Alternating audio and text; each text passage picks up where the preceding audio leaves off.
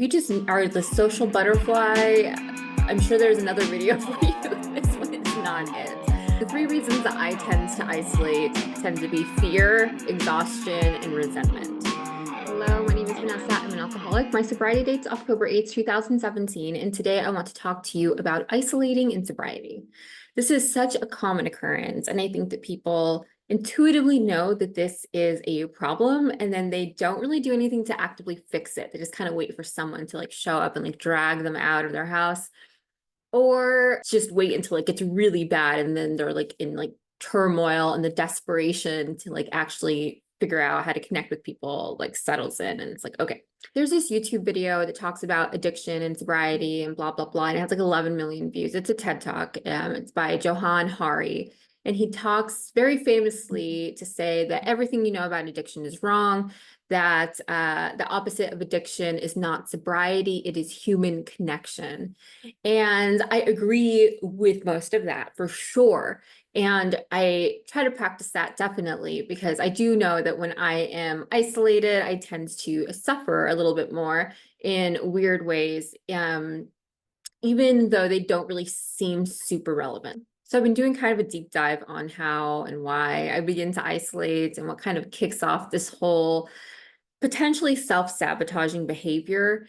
And I kind of came up with three reasons. So let me know if any of these resonate for you, or if you have experience with any of these. And if you just are the social butterfly, I'm sure there's another video for you.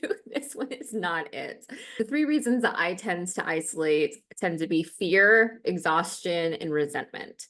And I will start with fear. So fear comes from a place of being really self-conscious, wondering, what are people thinking about me? Are they going to like me? Are they judging me? It comes from a real place of selfishness and self-centeredness.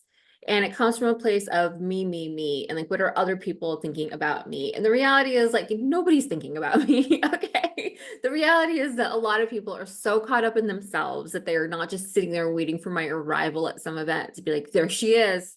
There she is. That's exactly what I thought she was going to be wearing. That's exactly as dumb as I thought her face was going to, nobody's sitting around doing that. And if they are, do you really care about their opinion? Do I really care about their opinion? And so that is kind of where I have to recenter and refocus myself and figure out okay, because this happens to me a lot. I get invited, I'm really blessed to be invited so many places and I just don't go. But eventually those invites dry up, right? Because people are she never comes anyway.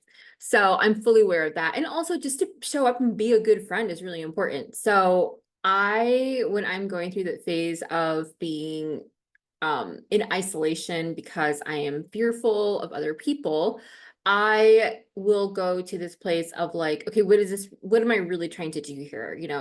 Can I really focus and just support my friend or celebrate this thing or make it not about me? Because it's not about me, right? It is about this, whatever it is, even if it's just a friend who wants to get together for coffee, that person is telling me that they enjoy my company and they want to be around me, and clearly I like this person, so I also want to be around them. And making it more about them and being more less self-centered, I guess you could say. And the reality being that I just don't want to let my life and myself be controlled by either real or imaginary thoughts that other people might be having about me, right? Especially everyone out there is equally as flawed as me. It's perfectly fine. We're human beings. This is to be expected. I'm not going to show up anywhere and pretend like I'm perfect either. And I don't want my life to be controlled by that. Especially because it tends to not always be accurate. It's just me being in a lot of self-doubt and negative thinking. And so I really have to pause, reflect on who the fuck I am, which is a child of God, divinely created in God's image. And just like everyone else, and what a gift and what a blessing that we get to experience that with each other in this lifetime. So I want to engage in that, and I'm here to love and be loved and thrive in connection. And then I kick my ass out the door and go and connect. The second reason that I tend to end up in self-isolation is exhaustion. And that can be physical, spiritual, or emotional. And that can show up like overgiving, codependency. That could be me having just a lot on my plate, like there's a lot going on. It could also be due to just like, yeah, just putting everyone else's needs before my own, not really speaking up about what I need in certain situations. And so when I'm constantly doing that, I feel really depleted. And so I go into self-isolation mode, which is more of like a protective mode. And I kind of see myself as like being this little like turtle that like, okay, everything is so overwhelming on the outside and I'm so tired. The only way that I can like get any rest and get away from everything is just to like, boop, like tuck in everything, tuck in my legs, tuck in my head, and just like hope that everything goes away, like live in darkness for a little bit.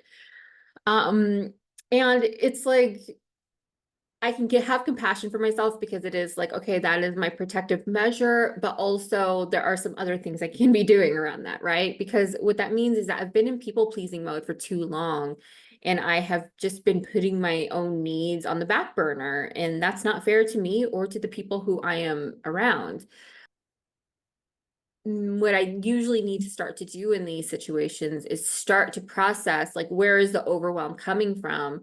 Am I disappointed? Am I grieving? Am I stressed at work? Am I heartbroken? Like, what is it that is really like making me feel this depletion where I just don't feel like I can give to anyone else at this point? It's critical for me to think about this because it requires a lot more reflection, right? It requires some pause to be like, okay, let me figure out what let me get back in touch. It requires embodiment and getting back into my body and understanding like, oh, where is this dread coming from, right? Um, and it's typically because it requires for me to ask someone for help. Or it requires something of me like setting boundaries, It's like, so those are difficult things to do sometimes, but they are absolutely necessary, and they are required to continue developing deeper and more intimate connections and stronger connections.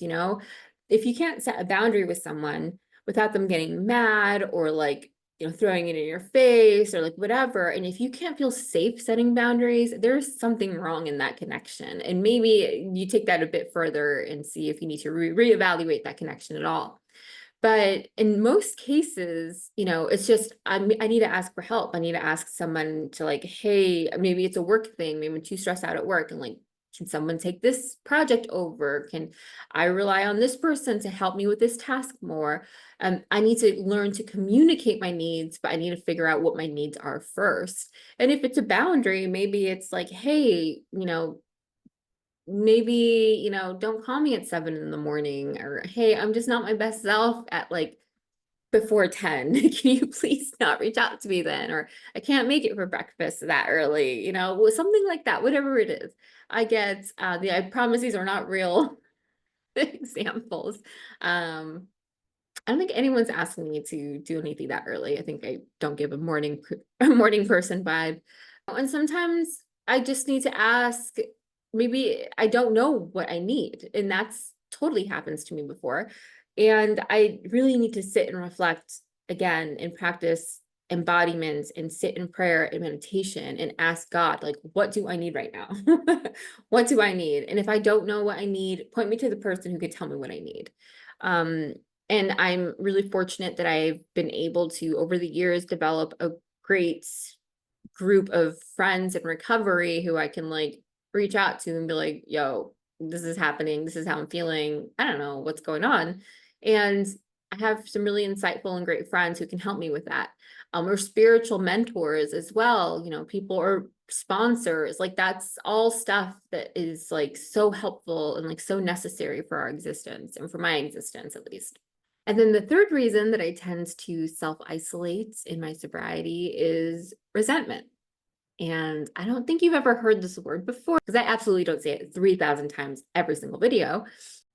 But resentment is like the greatest offender amongst addicts and alcoholics, right? Like this is why. It's because it blocks us from other people. It blocks us from God. It blocks us from ourselves. And so this has happened to me recently, and this is what I've kind of realized, and I wouldn't have automatically named it resentment, but after like getting a little bit more honest with myself, I kind of feel like it is. So what this shows up as is, okay, it's kind of a weird one. So this shows up like, oh, those people suck, or like, I can't believe so and so is going to be there, so I'm not going to go, or like, oh, that girl's so annoying, I absolutely don't want to be in the same room with her, no thank you, or like, oh, if I see this person, they're just going to ask me for this, you know. What eventually ends up happening is you see that you're like slow, and I'm going to keep this first person because I don't know what you do with your resentments, but for me, I like slowly begin to like withdraw, and then suddenly I'm ghosting people. Sometimes I'll block somebody. Like I just don't want to engage with people anymore. And but there's like this like tinge of like, oh my gosh, just leave me alone. Please, can you leave me alone? Like leave me alone. But I'm not saying anything to them, right? Like they're not understanding this at all because I'm just sitting here telling myself all these stories about it.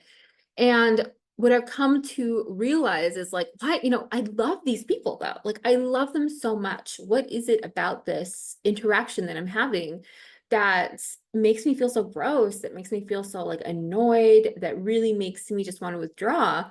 I've kind of come to realize is that whatever it is that is in them, they're reflecting back to me something that I don't like about myself.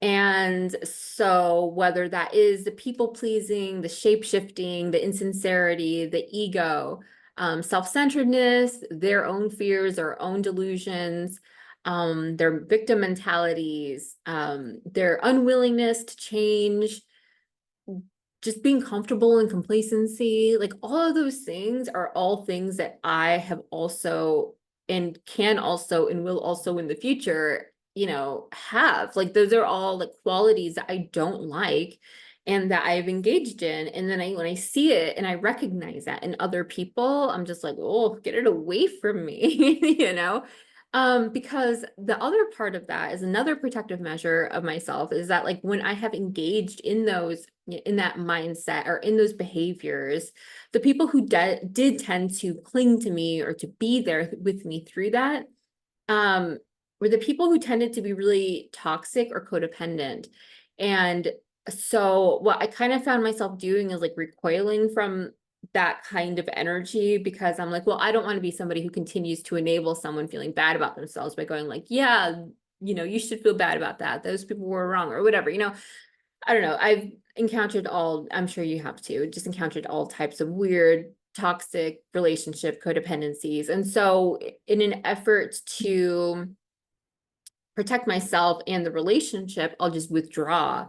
Be like, this person clearly, especially if it's been in cases where I've tried to, where they've asked me for help and I've provided it to them or felt like I was giving them help and then they didn't take any action beyond that. That's when I start to realize like, oh, this is just starting to become me enabling this. And I know when I was in that mode, I wasn't thinking about anyone else but myself. And so like it makes me feel less trustworthy towards that person. Like I find that person less trustworthy. Like I do not trust a people pleaser. Sorry, not sorry. They are not good people. Okay. And I know that as a recovered people pleaser, that I was like, whenever I was people pleasing, I thought I was doing it out of the kindness of my heart and like to try to help everybody. And it's like, no, I was just manipulating everyone to think that I was a certain way. I really was not, or because I was afraid and I didn't want people being mad at me, like it had nothing to do with the other person. I was just trying to do everything for my own self. I'm doing like an inventory of my relationships and saying like, and, I'm not writing anyone off or anything, but it is kind of a thing of like, is this an equal give and take? Is there an equal, one of my values that I'm really understanding about myself recently is like, are people willing to grow? I want to continue growing and I want someone to kind of like drag me out if there's occasions in my life when I'm not willing to grow. I want people to be able to be honest with me and not to coddle me when I'm my own self misery, I guess, That being said, I do have a lot of compassion for these people, a lot of love for these relationships and these people. I just kind of have to reflect a little bit. I'm slowly re-engaging with some people. I'm really sitting in prayer meditation about some other ones. And I'm not going to rush it, like this is not again, I don't feel like hatred or anything towards anyone. It's just kind of like what is in the best interest of this relationship sometimes, especially in relationships where I feel like I've overextended myself already in trying to help someone and it's just not happening, or it's not happening yet, you know? So once I kind of like realize these reasons about myself, I kind of see other people when they self-isolate as well, also going through that. And I'm just kind of like, oh my God, that's so cute. I have so much compassion for anyone in these phases. And I just want to emphasize that none of this is actually bad. I think extended periods of isolation are bad. I feel like we all need to like be alone though. I am an introvert. I love being alone. I love just having my own space and like being lost in my thoughts and like reading and writing. Like these are the things that bring me joy.